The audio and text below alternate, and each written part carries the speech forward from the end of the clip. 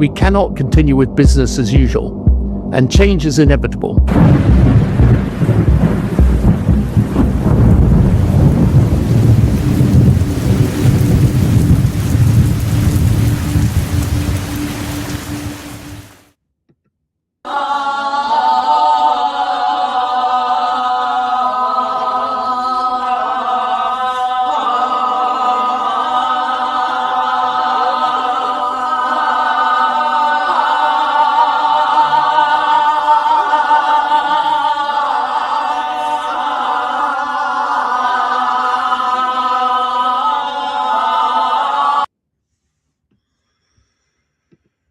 Oh, dearie me. That clip always gets me. Some weird women, lesbians, I think. Anyway, hello everyone. Hello. Hope you're doing well. Hope you're doing well. Thanks for checking in. Obviously, this is a new little initiative I've been trying, and it's a little bit freeform. So I'm just going to try and weave things together. I'm going to start by speaking about weird Western women. And I thought that clip was a nice little intro. A bit more light-hearted, dispatches from Mordor, or at least I'll try and make it so without being too deep, getting into things too intensely. I think we need a bit of a laugh, don't we? Everything's always so bleak out there at the moment. You can get a bit lost in the noise. Anyway, this is the first thing that I wanted to speak about. Again, I will be riffing from topic to topic here. You're welcome to connect in the chat, ask me questions, the rest of it, super chats and however they work and so on. I'm still figuring it all out myself. Anyway, yeah, that was the first thing I wanted to speak about this week, women. My wife is pregnant. Some of you may have heard me speak about that before, and we've got a little one on the way. Well, I speak a lot about all this polarity stuff, but believe me, it all becomes very, very true when you're dealing with a pregnant woman. Yeesh. They really do go into their feminine quite fully. I mean, she's not acting like the crazy lesbians at the beginning of the clip, don't get me wrong. But still, you know, all that stuff you learn about being zen and being still really comes into its own when you have a pregnant woman. They rely on you, you know. The stuff she asks me, you know, it's just the most basic stuff. And she'll jump from topic to topic in this completely insane way. And I've had to learn, you know, there's no point trying to be logical about any of it. You just have to accept it's a woman and it's the way women are. And I swear we've all failed the shit test of modernity and we think women are men. And the amount of struggles that men have, whether it's the sister channel or before that, men driving themselves mad because they think women should act like them. Thank you very much for your congratulations. Much appreciated, friends. But yeah, you know, I think we drive ourselves mad thinking that women will be logical like men. They never will be, you know. And if you try and be too logical with them, they'll end up like the weird masturbating lesbians, you know. Anyway, that was where all of this started. I thought, yeah, I need to get this off my chest a little bit. And I always think, you know, one of the great shit tests of modernity, in fact, I forget who it was. Someone back in the day used to say that feminism is one giant shit test and Western men have failed it. If you don't know what a shit test is, it's when a woman is testing a man's masculine frame. And if he breaks frame and adheres to her frame, she loses respect for him. So a classic one in a relationship would be, you know, oh, you know, this guy at work, he's really funny. And she's not saying it because he's funny. She wants to see your reaction. She wants to see if you're insecure. And if you start being like, oh, why is he so funny? You know, or you get angry about it like some men might, that's a sign that you've cowered to her frame. And I've always found as well, you know, whenever you change or evolve, a woman will shit test you because she wants to be sure, you know, in your masculine foundations. This is all subconscious, by the way. So the theory goes that feminism was a giant shit test of Western man, and I think we just went on board with it. But what that I think has led to is us believing that women, again, are just like men, and they're just not. And in my own personal life, though I'm sure it sounds disrespectful and un-PC, once you recognize women just aren't logical like men, I'm not saying they can't be, but on a fundamental level that they experience reality differently, your life gets so much easier. You stop expecting them to be something they're not. and you find you can be at peace in ways that I just couldn't before. And yeah, like I say, I still think we fool ourselves into thinking we're the same. And then this is where, all that transgender stuff, I believe personally, that starts with the spiritual fracture, and then the physical stuff comes later. That's more a symbolic version of what's happened. In fact, funnily enough, I should have put this clip up, but I was watching some pop band. I forget who they were, some American one from years ago. And I was thinking, it's funny how feminine they are. They dance like women, they act, and you're thinking, this is all starting, all this. So we think of modernity as, and its deleterious effects is very new, but this stuff's been building for years and years and years. Just reading in the comments. Where I work once, my lesbian team leader said, I'm going to be on my period this week, so don't annoy me. At least she was honest, though. At least she's honest. What do I make of the Spain issue? Gates of Toledo? Potentially. I'm not a geopolitics expert. I'll have to be open from the top about that. So it's one of these areas where I can't really offer a comprehensive opinion off the top. But it seems to me that there's clear political agendas at play. People are speaking about America, Spain not being on board. Of course, that Spanish leader's an absolute lemon anyway, isn't he? He's invited them in. So I think there are multiple factors at play, but I'll have to look into it a bit more over time.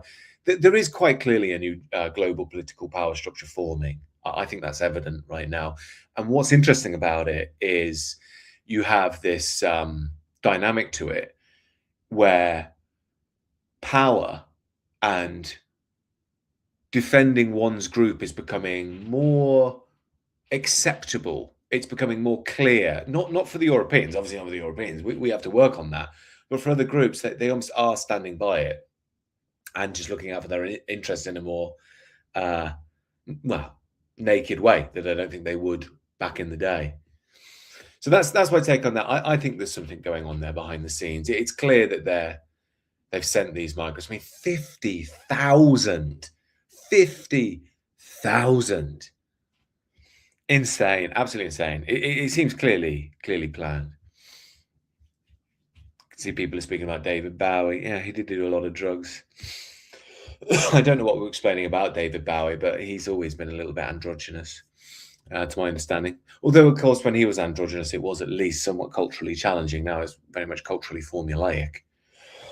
Yeah, exactly. How did 50k people storm the gate? It just doesn't make sense. They don't just, wake up one day and think, oh, do you know what? Let's go and swim into Spain. Although I don't know if you've seen this stuff. I should have found the graph out there, but there's this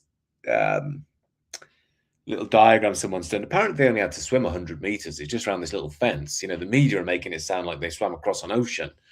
I think that basically they were dropped off and just went around the corner, Anyway. Where were we? Women, that was it.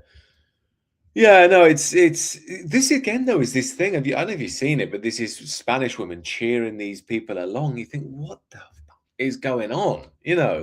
Why are you cheering this? But I think a lot of them are just deeply brainwashed, and they're in their own little world. Because that's another thing I wanted to rant about this week was I was in a coffee shop in the town that I live in with my son. And you kind of realize how brain dead a lot of the young girls are. There's like 3 of them behind the counter. And, I ordered this coffee. And I don't even notice this, but in coffee shops, men will just be like, flat white, whatever, Americano, whatever it's called. Simple. Women are like, I want an iced frappuccino with extra honey and peanut butter flavoring with cream on top.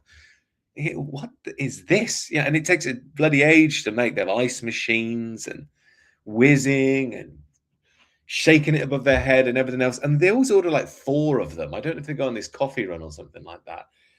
Anyway, it drives me absolutely nuts because I'm just waiting for obviously a coffee, which should take you about a minute. But you get stuck in these queues, behind these gaggles of women. But then there are gaggles of women behind the thing as well. And this is what was pissing me off even more, in that, it's not that they have an order and they just do the order. They're just on their phones. They're chatting to each other. And I don't want to get, too boomer about it and be like, this is the most atrocious service I've ever seen in my life. But part of me is like, what the F are they doing? I mean, they're just there just chatting.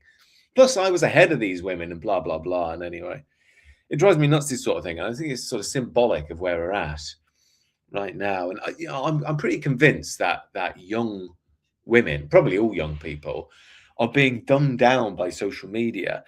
I can't quite get it into people's heads. The algorithm doesn't like it, or people don't like it, or maybe it's just too alien for us to understand at this point. Maybe we need a human enemy to grasp things, but I don't think we understand how damaging AI is becoming.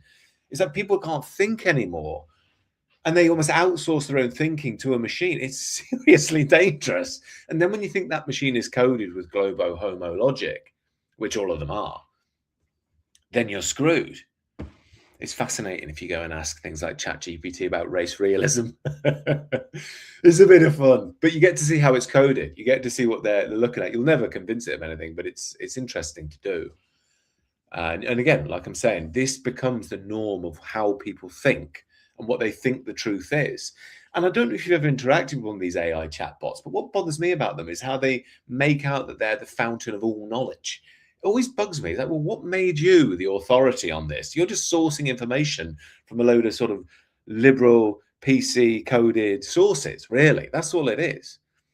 It's deeply dangerous. Not to mention it stops us thinking ourselves, but we also think, yeah, someone just said I made ChatGPT concede to the truth. Yeah, you can do that if you stick around. You have to stay very patient, and it will admit its own flaws. It will also admit that it's liberally coded as well, if you keep at it, because clearly it gets them from those sources. That's why I say if you look at something really controversial like race and IQ, which isn't a specialism of mine, I'll openly admit, but it will say, well, there's no evidence for this, but you say, well, yeah, but who would really fund it? I mean, what university would say, let's amass, I don't know, 10 grand to fund this? They would just be cancelled beyond belief. So of course you're never going to get that sort of those sort of studies being done. But all of this, again, is just the PC world. It relates back to what I'm talking about from the top. It's a woman's world, really. It's the world of niceties, which in the end leads to disaster and chaos. But anyway, yeah, the reason I was ranting about all of this, because I was out the other day in the coffee shop, and that annoyed me. And then I went into a guitar store. I'm a bit of a guitar player, probably intermediate level. I'm not that good. I'm all right.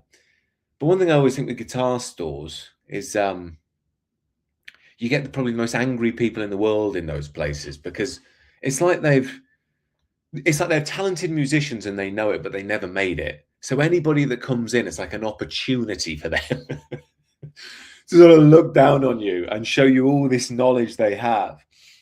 So it's always a bit of a difficult experience, They'll come out with all this really arcane stuff. It's almost like they're testing you every single time, They're some of the most prideful people I've ever met. But anyway, I was in there, and I was even thinking in there they had this shitty music on that you have these days. I don't know what it is. Thankfully, I'm not up to date with modern music. But even in there, I thought the music was pretty shitty. And it does get a lot worse as you age, I've found. I was saying it maybe video on the sister channel, Most music that I used to listen to and think was really good, now I'm like, oh, it's cringy. Even things like the Red Hot Chili Peppers, who I used to quite like, oh, this is pretty bad. I mean, there's stuff post-Californication I always thought was pretty bad anyway. But even Californication now, you're a bit like, I don't know. Who the F goes into a coffee shop, blokes are in the pub? I largely try and stay away from the source these days, personally. Partly for spiritual reasons, partly because back in the day, I used to knock it back quite significantly. I do have the odd foray into the old drinking scene, but as a father with a busy life, I don't know, it's not really for me anymore. I used to enjoy it quite a lot, but like I say, I'm always prone to kind of overindulgence. I don't really drink that often. I kind of got into coffee recently. That's been my latest thing. Into guitar myself too. Do you play electric or acoustic? Les Paul play myself hard rock and metal. Yeah, that's pretty much the opposite of me. I play acoustic. Played a lot of folk music growing up. Very into American folk, Dylan, Phillox, those sorts of people. Bit, I guess, of the blues thing. The old jokes that you'll have with all the blind and dead Muck Jones, those sorts of people. I used to listen to that a bit. But yeah, more sort of acoustic stuff. Although, funnily enough, that one of the reasons why I went into the guitar shop was I was trying to get an electric guitar fixed, but it costs as much to fix it as to buy a new one these days. So it's not really worth it. But I do. Leonard Cohen is the best. Yeah, good shout. I've always been a fan of Leonard Cohen. Some of his stuff is a bit corny, like Sisters of Mercy. That's a bit corny and weak. But some of his deeper stuff is really good, like the Master Song and things like that. Big fan of that. He's got some really good stuff. I like the deeper ones that are full of poetic depth and all the kind of flawed nature of human life. I think Cohen is also very good as you age. As I was saying, a lot of music is just so shit now, and I almost can't listen to it, even the stuff that used to think was good. And rap, rap used to sound cool when I was a kid. And all that sort of thing. Now it just sounds, I don't know. And even the kind of, like the conscious rap, even that sounds a bit iffy. I used to listen to lots of that because I used to be very into skateboarding when I was like 17. So you get things like sound bombing, some of you might remember from back in the day. Just reading through the comments here. Love My New Order, Cure, Depeche Mode. I was kind of more into Joy Division than New Order. I'm a big fan of Ian Curtis. I really like that genre of music, the kind of post-punk, the come down, the creepiness. I always remember that really awesome lyric in Day of the Lords that I always felt defined modernity and its creepiness really well. This is the car at the edge of the road. There's nothing disturbed. All the windows are closed. I guess you were right when we talked in the heat. There's no room for the weak. No room for the weak. He's a seriously good songwriter. Sorry about my terrible performance there. But yeah, I was very fond of Ian Curtis. Not too fond of New Order. Not really my cup of tea. Sorry, reading through the comments as I go through. But yeah. Anyway, where was I? Guitar stores and crappy music. And, how do I stop the rate increase of white boy wigger culture? I think it's already happening, isn't it? There's something out there already that rap music wasn't even in the charts recently in America. None. And then there's been this push from varying people in the online right who've spoken about this. Someone spoke about it ages ago. Some academic, some controversial academic talking about how jazz was pushed, some would suspect by the you-know-whos, in order to influence what you could say white Protestant society at the time. And they have sort of reawaken that argument for rap, gangster rap especially, to sort of undermine, if you like, Western standards and so on. I think there could be something to that, but I do think, people genuinely were into rap at a time, especially around the 2000s, Dr. Dre and Eminem, they were huge. They really were. In fact, I used to listen to the Wu-Tang Clan when I was a kid. Funny, isn't it, how you listen to these things? Middle-class kid in Leicestershire listening to the Wu-Tang Clan. Terrible, really. But that's the way the culture went.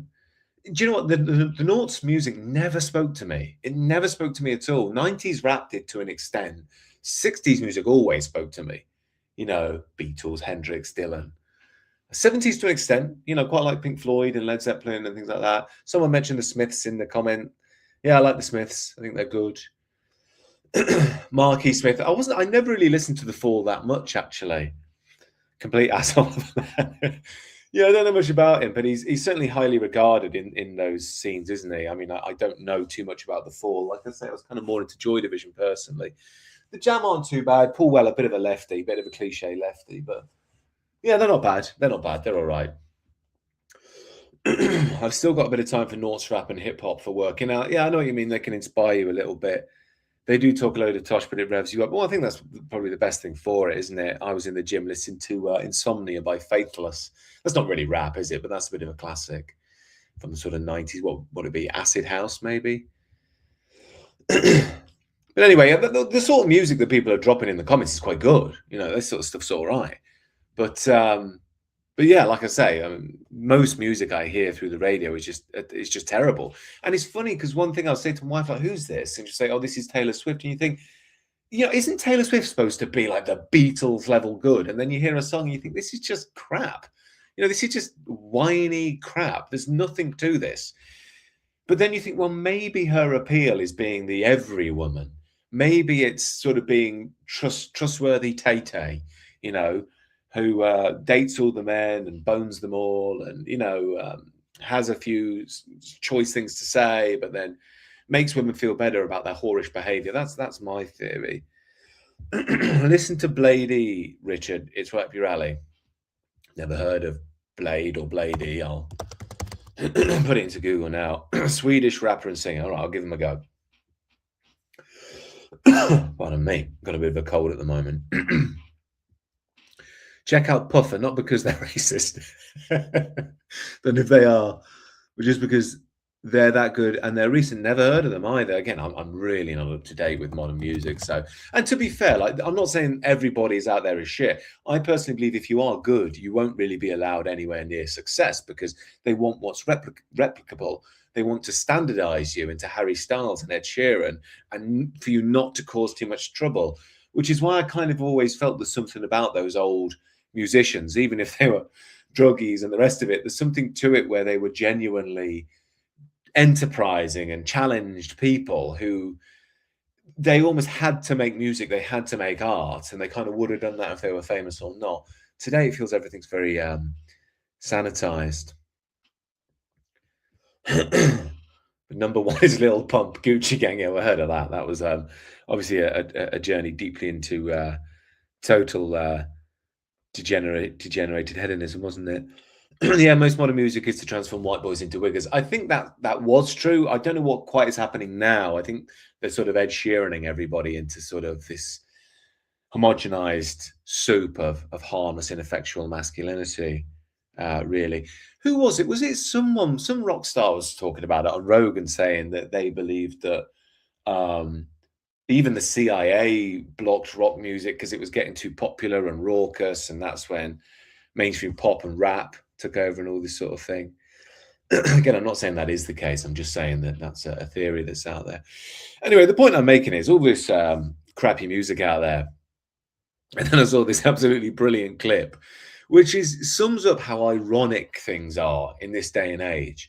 You know, you think about the sort of capitalist West, which is with its embrace of freedom and the arts. But in some senses, we've become, in the arts, completely soulless. It's also formulaic and dead. It's all completely controlled. And I saw this absolutely brilliant clip of this North Korean crowd, not just individual, but crowd, watching these, I guess, South Korean performers who were clearly influenced by the West and black culture. You can tell that by their dancing.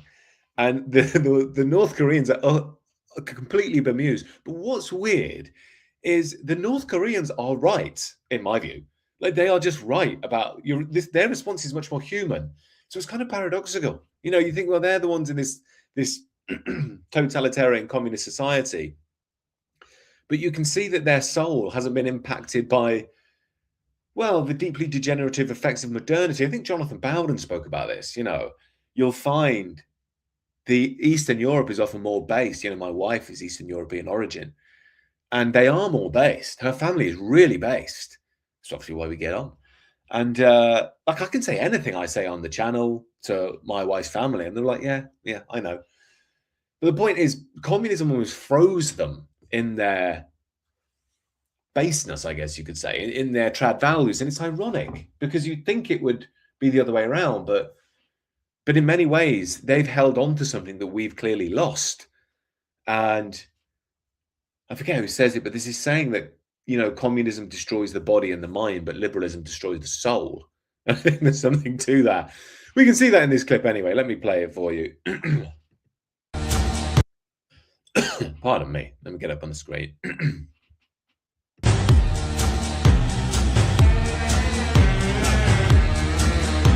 Sorry, again. How handsome is that man? He must be the North Korean Chad. I don't know if they popped him in the audience purposefully to show off to the rest of the world. I guess that's his mum on his left as well.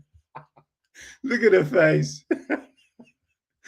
She's my spirit animal when it comes to this shitty modern music. Anyway, he's definitely got the right reaction to this. This is how we should all respond to this crap.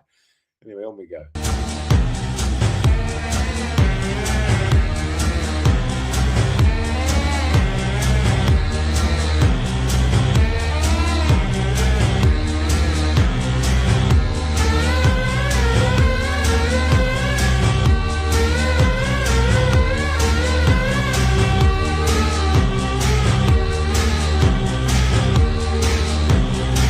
Oh, dear me. Look, I'm sorry, but the North Koreans are just right on this one. They're just right. It's just shitty. And that should be our response. That's a normal human response to this sort of pap, the slop's not penetrating the wall. Exactly. The slop's not getting through. There's something about the North Koreans, and their response is just so much more human and normal to this weirdness that's been so normalized in the West, The North Koreans, sorry, the Koreans on the whole don't mess around, do they? I mean, like, if they do capitalism, they go hardcore. It's like capitalism times 1,000 in South Korea. They have those little cats and things everywhere, don't they? Or was that Japan? They have the cat thing. I can't remember. Either way, they go full bubblegum K-pop that would make a California Valley girl blush. And then when it comes to communism, everybody else in the world's like, yeah, well, I guess it doesn't work. And they're like, no, we'll never give in. Still a communist society going hardcore. The irony, of course, is, and this is the thing of modernity, everything is on its head. They're supposed to be the ones who are completely nuts, who are in this hermit-like enclave where they can't see the outside world. But you see things like that, and you're like, well, who are the really weird ones, What's really going on here? Maybe they're right about gulags. Do they have gulags in North Korea? I assume they do. I haven't really heard. Obviously, gulag are a Russian thing originally, but given they're a communist society, you'd assume they have gulags. That K-pop band, gulag, no questions asked, straight to gulag. I think we should do that on this channel. We should have a gulag scale.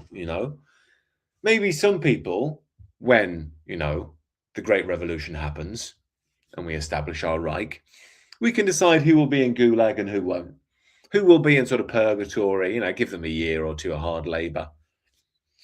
Maybe Piers Morgan is the sort of guy who'd fit that mold. But then there are some people who, they're just straight to gulag, really. Pardon me. I have a nasty cold at the moment. I think I got it from my dad, actually, because I caught up with him on my birthday recently, and he was under the weather. The point I'm making, ultimately, with this as well, and I know this is a controversial take that everybody won't necessarily like, but the more I think about it, capitalism is fake and gay. And I know people say, no, it's the free market. And, you need to understand it's the state and it's all forced by these corporations. And if we have the free market, we'll be free. And I sympathize with the spirit of the argument. But I think this turn towards just everything becomes about profit. And because human beings, let's be honest, for the best part, are weak, especially when you don't have strong traditional structures to protect us from the often addictive and intoxicating effects of the world, it will just market at your lower nature. Like that K-pop, what is it? What is it? And who's it for? And what is it really producing in a people? It's not really doing anything, Or at least my view, it's not. And this is what has come from this sort of modern world we're in. East Germany is a fascinating case, says someone in the comments, by the way, Richard. They did not follow the West Turk must import model and had ethnic homogeneity around 99%. Well, exactly. And this is the thing. I'm not arguing for communism or authoritarianism necessarily. I'm just saying there are different ways of doing things outside the Western model, that we've become completely lost in, where we think that our own replacement is somehow a moral thing, or at least an irrelevant thing. This is this is a good one. This sums up modern life in Britain and really the machine that we're living through. This is some foreigner who I assume has signed one of these forms. I don't know how you do it, probably online. And he's won a car. And you can see this foreigner does not know what's going on. He's just thinking like, the white men come and give me more stuff. He just has no idea what is going on. Capitalism is at fault for mass immigration. Strong argument. It's certainly the merchant class, I would say, that are behind it. Whether capitalism itself is probably another matter, but then you could always argue capitalism will always err to the merchant class. Anyway, let's have a look at this fact. Just thought this sums up modern Britain. This presenter is so full of life and like, yeah, let's kind of hug it out and have a great time. And this guy just does not know what's going on. Why is he even here? Yeah, check out Chesterton and distributism. I have, my friend. I'm very, very, very much drawn to that way of seeing the world. But let's just check out this guy who distributes and sold. Let me put this one on there. Ali. Yeah, very. Christian from BOTB. Yeah, you're welcome. How are you? Yeah. He looks like, is this some sex pest sting? Have they finally caught up with me? Look how awkward he looks. I'm fine. Good. Yeah, and you? I'm very well. Yeah, okay. We've got a bit of a surprise for you. Yeah. Would you like to come and see? Yeah? Ali, with BOTB, you've just won 2 cars. 2 cards. You've just won 2 cars. This is a freaking disgrace. This is a disgrace. He probably already gets his house for free. We already pay for everything anyway.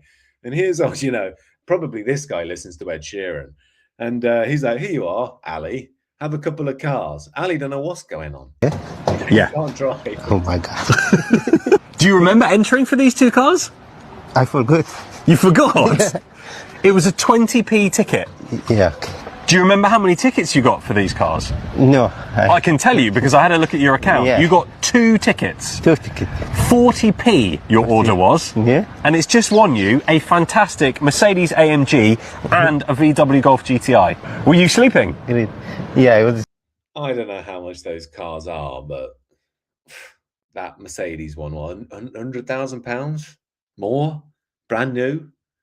Sleeping. How come? Do you work nights or? No, so, just I would like. He doesn't work at all. Oh, for God's sake. This is like a comedy skit. In a sane world, this would be a comedy skit. Sleep like that time. What, 11 o'clock? And what do you do? What's your job? Yeah. Sometimes security. Security? Mm-hmm. Okay, yeah, you're going to need to beef up your security because you've got 2 cars to look after now.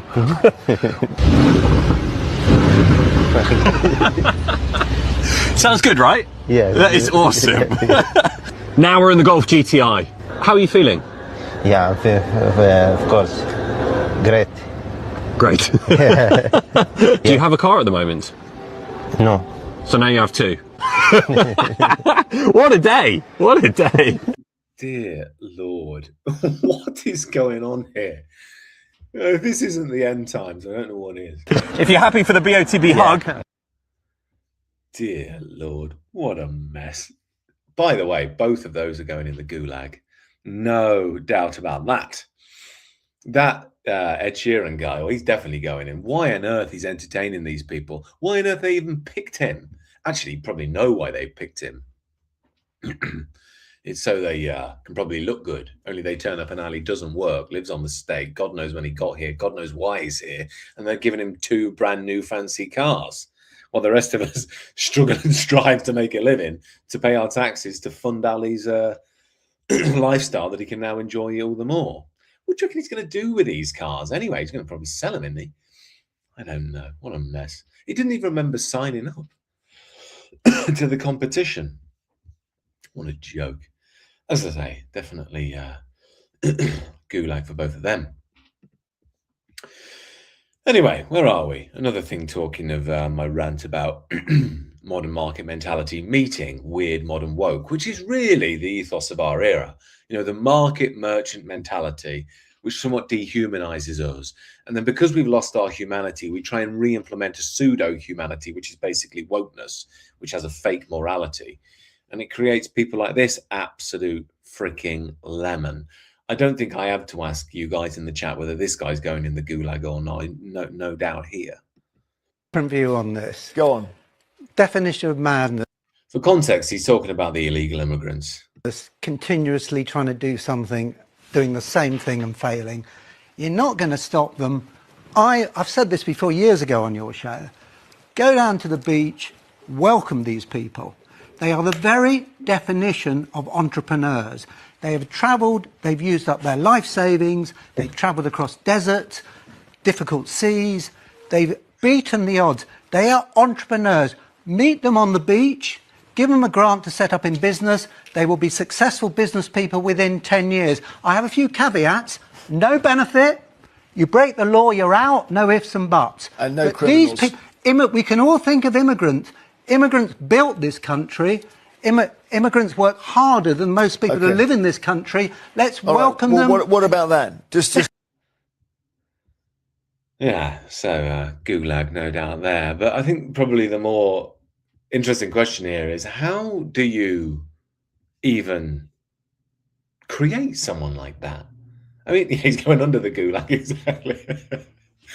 How do you even make somebody like that? I mean, where do they even come from? He must be gay. Surely he must be gay. Where is he? Let's have a look at him.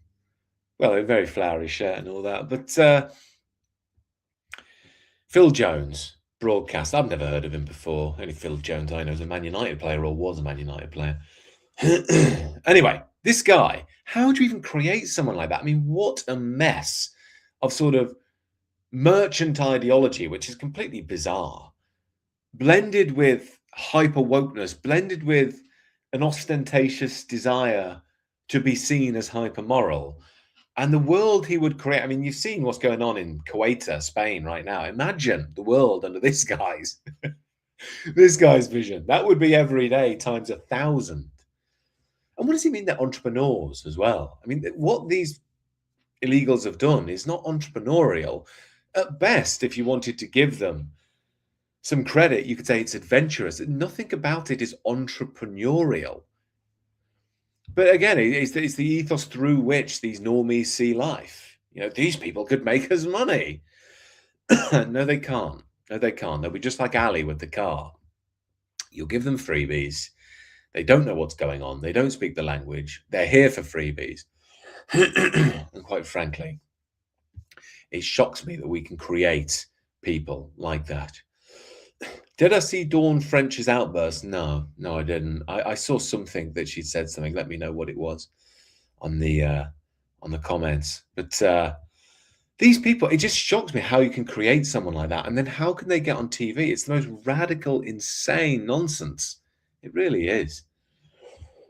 I mean, the thing is, some of them are just sheltered from reality. I was speaking the other day about how, you know, you won't really change people's minds with facts, you know. People are drawn to the higher. And it was so interesting hearing this musician chap, Brian Eno. I don't know what band he was in. I think he was in some band, but he's a typical woke lefty. And he's convinced that they have all the facts, but they haven't been emotional. Now, this is so interesting because this is the exact opposite of how things have actually worked. I mean, the reason why this woke stuff has been so, well, endemic in society, really, is because they tug at the heartstrings. That's the whole point. It's emotional appeal. But this guy thinks it's the other way around. It's worth listening to him here. I mean, this is again just complete insanity. Data doesn't change people's minds very much. Data just runs off you. What makes a difference to people is how their feelings change. Somehow or other, what has happened is that feelings have become the province of the far right. That's all they deal in. There's no data whatsoever. They'll just say whatever the fuck they want because they know it gets your feelings going. But unfortunately, the left's response to this has been to produce more data and to say, but don't you know these statistics? They don't know and they don't care. Those statistics don't make any difference. One of the problems with the area that we're all talking about here, you know, dealing with climate change and so on, is that we somehow have to start making that an emotional issue, not a data-based issue. I think we get the picture here. What an absolute moron. I mean, first of all, when he talks about the quote far right and feelings, I mean, what he means is people have realized they have something they love, their family, their hometown, their country, their continent, their civilization, their fellow Europeans. They're not just quote unquote feelings. These are ties which make us human, you great bloody plonker. This is the irony. They try and sound so humane, but the world they're producing and promoting is a deeply inhumane one. And to be fair, actually, in a sense, you can see this is why the right is growing at the moment, especially among young men. Because, like I say in the main channel, they are talking to bonds which transcend secular rational humanism. And those bonds are really just ideological. It's being a good person. It's being kind and tolerant. it's being welcoming, it's being inclusive, which is really just a byword for I'm a good person, I'm not like the mean people. That's all they mean.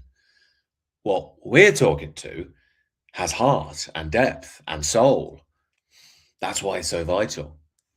And it does come with a natural story because, you know, you think there is a meta-narrative to Western civilization, to Western tradition, to us as the British, as the English, even within your more regional spheres. If you're an American in America, French in France, and so on, these things are deeper than us. Now, when he speaks about having all the facts that the right ignore, that's just a sign he's in an echo chamber. That's all that is. He's just reading reports that he probably just watches Novara media every night, never goes outside of that. And that to him is facts. He's ideologically possessed and doesn't know it. But the irony is, it's because he's emotionally told himself a story that he's a good person. That's all it is. It's an ego thing. And the other irony is, when he's speaking about climate change, I'm no expert on climate change. I don't deny that the climate is changing, but like I say, I'm not an expert. But I do know that being a youngster in the noughts, there were all sorts of wacky claims that East Anglia, remember I'm from Leicestershire, so that borders East Anglia, and the idea was East Anglia would be flooded by 2012. So Leicester would effectively have a beach. Well, where are we now? 2026 didn't happen. Same with the Netherlands. Do you remember the Netherlands used to be the joke? The Netherlands will be underwater because it's all flat, but it doesn't matter because they're the tallest people around. So at least they'll be able to bear 6 foot extra of water. But again, the Netherlands is fine. Now, I'm not saying that doesn't mean climate change is happening. I don't know the reasons for that, whether it's purely man-made or partly man-made. I don't know. The point is that the information we've been given already isn't true. It's evidently not true. And that makes you question, or makes me question, the system around us. And by nature, I am naturally drawn to the environment. I like the environment. I am the sort of person that doesn't litter and doesn't, I recycle things in the right bin. I don't know if that's an OCD right-wing thing or just, wish to be a good steward to your surroundings and your community or whatever. So I'm not against any of this by nature, but I'm just saying the framing that he's giving, that all they've done is tell the truth and not told an emotional story, it seems the exact other way around to me. Like everything on the left, like migration on the left. It's always a story of, they've saved the NHS and they're such wonderful people. It's always an emotional story. It always tugs at the heartstrings. That's why I don't know if you ever watch any Owen Jones. It's a hard watch. I'm sure many of us don't. But I do try and, see what the other side's up to quite often. In fact, I saved a video that I was going to speak about today, but I don't think I'll have time. But one thing I noticed about Owen Jones is he uses disgusting and despicable as adjectives in almost every other sentence. And the reason for that, again, it's an emotional form of argumentation. It's designed to convince his audience that they're the moral ones constantly, over and over and over again. He looks right at the camera and he does it. Disgusting, despicable. He absolutely loves it. It's all propaganda. So it's just so interesting listening to this guy and thinking, how have you come to that conclusion? I mean, look, he's another pop star, isn't he? And we've already explored that, so we know the world he's coming from. And he's in his own little world. So he's just not seeing reality as it is. But his reading of what's happening, that they've got to start telling an emotional story, is the exact opposite of what's happened. I mean, all right, you can tell the emotional story if you like, but that's all you've done for the past 20 years. That's the USP they offer, really, isn't it? Or at least in my view. Anyway, what do you reckon, people? I don't think this is much of a debate, but gulag or no gulag. We can put him in purgatory, I suppose. But to me, it's pretty much definitely gulag, I think, for him. Brian Eno, by the way, that guy is. Not quite sure who he is. Let me just Google him quickly. I did hear his name before, but Brian Eno, English musician and songwriter, Roxy Music. Don't know much of their stuff. Don't really know. Yeah, no, I agree. Gulag for him. Where are we? What have I got next? Have a little read of the chat. Sorry for the language, but I would rather lick my own arse than watch. Yeah, it's not an easy watch. It's not an easy watch. The thing is, like I always say, you have to try and view these people who are very annoying of like, well, what does it do inside of you, and try and be still. It's a good spiritual practice. I wouldn't do it if I was wound up, but it can be good to see how still can you be while these people say the most ridiculous things. Aaron Bastani's not bad to get a left-wing perspective. He tends to be a bit more sympathetic and understanding to the right-wing view outside of his, but he, like the rest of them, will hit you out of nowhere with the communist nonsense when you least expect it. Where are we? Let's have a little look. Oh, this is it. Yeah, this is the one I wanted to end on. This is something that's been driving me nuts for bloody ages. And I think this Eno fella is probably part of all this dynamic. You might have noticed that everybody recently has got ADHD. There's a little kid down the road from us, and my lad is only 2. He's coming on 3, but he's only 2. And this lad's a bit older, and they all have a little gang, you know, of local kids, and they all want to play, and it's all fine and all that. But this kid, he's a bit out of control, and the parents are just basically, well, they just leave him a bit feral. They kind of open the door in the morning, and off he runs, and he's running in everyone else's houses, or trying to, I don't know, in mine.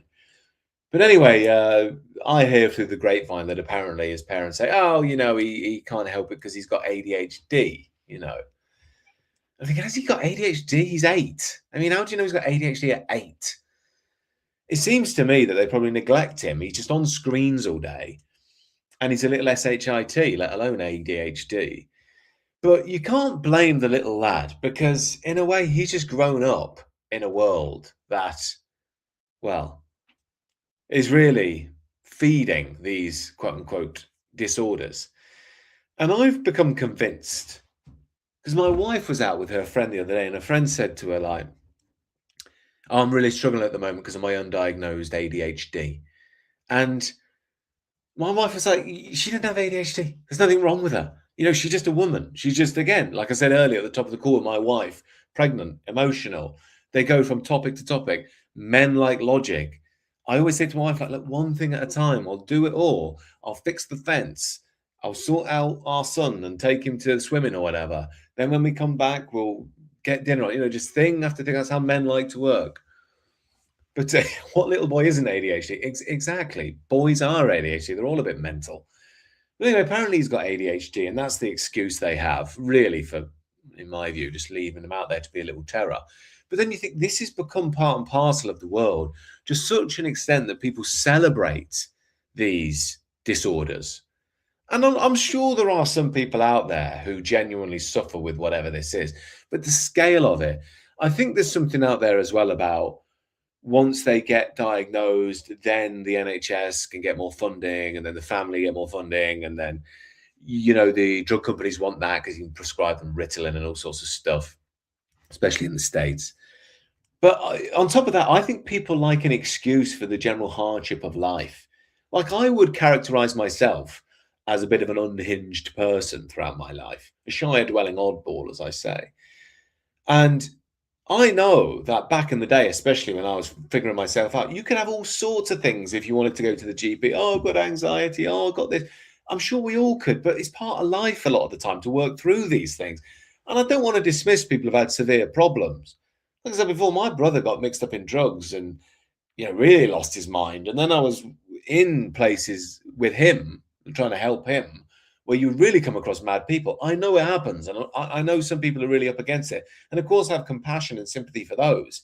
But it seems like the average person, really, you've really got ADHD. I remember once at work, this girl, she'd written this piece for the company email. It went out around, you know, the whole company, not just our office. And, you know, it's one of these brave admissions about her anxiety. But it was all things like, you know, sometimes in the morning when I'm brushing my hair, I'm a bit scared before I go into work. I'm thinking, this is just normal. This is a normal human reaction. You don't have, quote unquote, anxiety, you know. But why I'm saying all this is I think it's become a way in which to explain the world to yourself, to give yourself a sort of balm to defend yourself against the hardships of living, you know. and say, oh no, it's not actually that I'm finding life hard or that life is hard. It's that I've got this ADHD, and that's my way of explaining why I struggle in life, when struggle in life is normal. Anyway, the reason I'm saying all this is because this is the last clip I got today. But this, you have these reveal party things for kids. So it's the sort of thing that, I would just never, ever do. Everybody who does a reveal party, straight to Gulag when I establish my Reich. But some people do these things where they pop a balloon or something, and then it comes out of confetti. And if it's blue, it's a boy. If it's pink, it's a girl, that sort of thing. Well, this absolute degenerate is having one of these to figure out, or really for a diagnosis to see if she has ADHD or autism. And again, I'm not saying autism isn't real. My mother worked in autism, actually. She's very knowledgeable about it. I was chatting with her about it. She's like, yeah, it's just massively overdiagnosed now. Everybody's got it. And again, you get more funding if you have it. This is why, back to Owen Jones, he was saying the other day that he was trying to make this point that the right over egg the amount of people on disability benefits. And he said, and the reality is it's only 9%. 9%. Was that 1 in 11 are on disability benefit? That's insane. That's absolutely insane. And it's because people have diagnoses like autism when they have, they're just basically a little bit pedantic. Or like this numpty. I'll show you her now.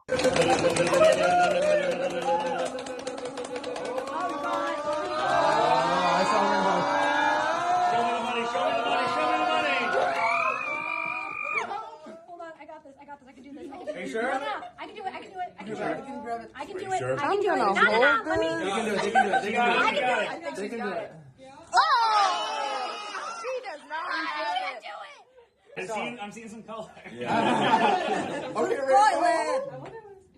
Holy shit. Okay. Hold on, I got it. You might want to just. Oh my god, Barbie. I got it. Just smash it with your hand.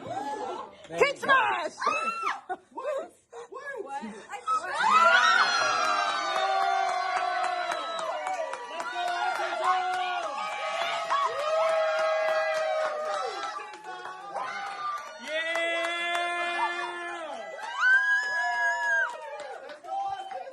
Oh, bloody hell, that was a bit sharp, isn't it? Sorry, I only caught a snippet of that one. I didn't realise that was that bad. Whew. Need to take a breath there, don't we? Whew. That one was pretty sharp. Yeah, I mean, obviously, again, gulag for them all. What would you do without a gulag, eh? You'd have to put it with these people. But yeah, this is what I mean. How have you got that many people to go to your stupid ADHD party or autism party? I think is what she had. And why is autism in gay colours as well? Although there is a link between autistic people thinking they're gay, actually, I think, and some of them aren't. My mother told me that. Again, she worked in autism. And I think, again, it's because they're ostracized from society, don't feel normal, and then assume they're gay and all that sort of stuff. But anyway, what sort of freak show is this? I mean, it's just... This is cringe terrorism, this one. It's hard going. I'm sorry for doing it to you all. Yowza, that was a bad one. But still, I mean, what has become of us? This is what I mean. These are the people who think that we are insane. They think we're insane. We're just completely nuts. They're off the deep end, really far out there, completely detached from reality. Yet this is them, It's just unbelievable. And like I say, I'm, by my own admission, a shy-dwelling oddball, but I start to feel like the normal one in this day and age. So why I put Joker on the head of all of this thing as a thumbnail? Because you're thinking, well, what's going on out there? Who are the really crazy ones now? It's such a weird time we're living through, But like I say, I think people do this because they just don't have anything else in their life, and the disorder becomes the identity. It becomes the thing, the excuse for why they're not who they think they should be, for why life isn't easy. But life's not meant to be easy, especially for men. It's supposed to challenge you, and you're supposed to be beaten down and work your way through that and suffer and overcome. And that's how you become what you are. Ultimately, it's why women really look up to such men. But right now, we're sort of led by the female spirit, which is, don't challenge yourself, stay in safety and be nice and adopt your disorder. And like I say, look, if you've got some severe problem, fine. I don't mean to criticize you. But a lot of this stuff, I just don't think it's real. Like, I really don't, It just doesn't make much sense to me. And I think it's an excuse anyway. I think people want to embrace this sort of thing. And you just wonder, how on earth are we going to be able to withstand this? This is why I keep saying, like, it starts with a revolution from the vanguard, spiritual realization, deeply rooted. There needs to be something masculine. The true king rises. And with that, ideally, a vanguard, a sort of warrior vanguard, martial vanguard, re-implement tradition and structure. Ultimately speaking, these people are annoying, and all right, they need gulag and all that, but they kind of need to be looked after in a way. They need to be directed in the right direction. Otherwise, they just end up like this. And you do think, this is part of the great critique of modernity from a traditionalist angle, in that what you find is the weak end up leading the strong, and the sort of fallen end up leading the higher, and there are no paths for people to become what they are. We all get swallowed by this mass behavior. Like, look at them whooping and cheering. Them all. Can you imagine being there? Can you imagine that? Dear Lord. No wonder some people are alcoholics. You'd have no choice but to just drink yourself into a stupor to bear the squealing. Dear Lord. Anyway, that's about enough from me today. I have a few clips there. Where are we? About an hour. That will do, I think, for this week. We have a little look-see-doozy. Got one super chat, which is always appreciated. Thank you very much. John Cleese, finally a celebrity out for his store. Yes, I did see that. Be interesting to see how it plays out. Big name. I've always thought Clarkson would be a big win for them. He would really bring in a lot of people. Of course, that will play to normie politics, which isn't my cup of tea, but you have to respect them. They have to work within the field that they do. They don't really have a choice. So they have to work with what they've got, basically, I think. So it's very, very good for Restore. I don't wish to be mean. I just don't buy it. Like, I wish them well. I really do. I just think modernity is too far gone, and we're going to have to crack a little bit, and something is going to have to come up which is a bit stronger. That's just my take. Of course, I very much hope I'm completely wrong about that. I would love to see Restore Britain come in and completely prove me wrong, even if they can get in. But I think it'll be hard. It'll be hard going. And it seems to me what we're facing is more a collective death and rebirth on the European scale. That's most essential. Yes, John Cleese did used to be liberal, but he's one of the boomers that seems to be actually figuring it all out. This nation was built on mead, drink mead and keep fighting. Indeed, friends, indeed. Look, thank you all for showing up. I'll be here again next week. Have a new set of topics. Maybe I'll create a gulag scale for next time and we can put them in manually. Take care, everyone. We'll catch up again soon. All the best. You enjoy your weekend.